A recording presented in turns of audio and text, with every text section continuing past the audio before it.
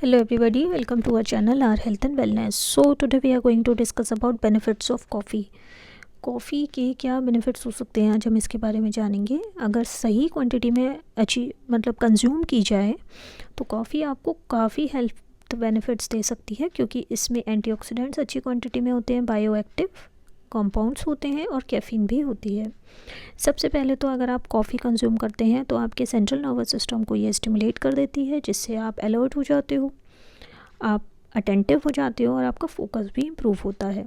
आप अगर थके हुए हो तो अगर आप कॉफ़ी पीते हो तो आपके एनर्जी लेवल्स बढ़ जाते हैं, मेंटल अलर्टनेस बढ़ जाती है, फैटीग कम होता है और आपकी प्रोडक्टिविटी भी बढ़ जाती है।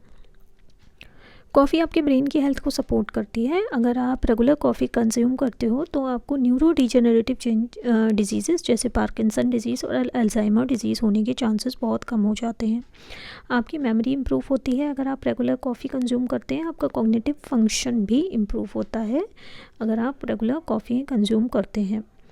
कॉफ़ी में एंटीऑक्सीडेंट्स बहुत अच्छी क्वांटिटी में होते हैं। इसमें पॉलीफेनॉल्स होते हैं जो आपके सेल्स को ऑक्सीडेटिव स्ट्रेस से बचाते हैं, बॉडी में इन्फ्लेमेशन से फाइट करते हैं, आपकी ओवरऑल हेल्थ को सपोर्ट करते हैं। कॉफ़ी एड्रेनलिन को स्टिमुलेट करती है और आपकी परफॉर्मेंस इम्प्रूव करती है।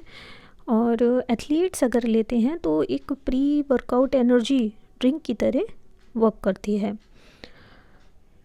अगर आप मॉडरेशन में कॉफ़ी लेते हैं तो आपको हार्ट डिजीज़ का रिस्क भी कम हो सकता है, आपको स्ट्रोक का डिजीज़ भी कम हो सकता है। आपके ब्लड वेसल के फंक्शंस को इम्प्रूव करती है, बॉडी में इन्फ्लेमेशन को कम करती है, ब्लड वेसल्स में भी इन्फ्लेमेशन को काफ़ी हद तक कम करती है। वेट मैनेजमेंट में काफ़ी हद तक हेल्प करती है, आपके एपेटाइट को सप्रेस करती है और आपका मेटाबॉलिक रेट बढ़ाती है, फैट का ऑक्सीडेशन बढ़ाती है, जिससे वेट मैनेजमेंट में काफ़ी हेल्प मिलती है। अगर आप रेगुलरली कॉफ़ी लेते हैं तो टाइप 2 डायबिटीज़ का रिस्क भी काफ़ी हद तक कम हो जाता है, कुछ तरह के कैंसर्स का रिस्क कम हो जाता है, आपको लीवर डिजीज़ का भी रिस्क काफ़ी कम हो जाता है। कॉफ़ी हमारे लीवर में फ़ैट एक्युमुलेशन को कम करती है, तो अगर फैटी लीवर की समस्या है तो आपको कॉफ़ी कंसिडर करनी चाहिए, but on the advice of a doctor.